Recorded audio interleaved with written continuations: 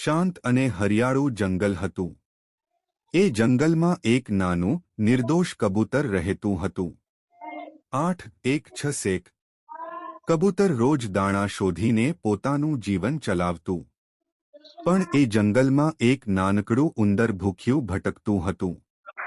1 6 2 6 ઉંદરને જોઈને કબૂતરને દયા આવી અને તેણે પોતાના દાણામાંથી થોડા દાણા ઉંદરને આપ્યા.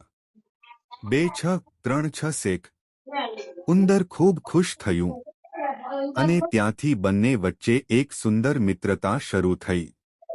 3 6 4 6 સમય જતાં બંને એકબીજાને મદદ કરવા લાગ્યા અને તેમની મિત્રતા વધુ મજબૂત. આ વાર્તા આપણને શીખવે છે કે મદદ અને મિત્રતા જીવનની સૌથી મોટી સંપત્તિ છે.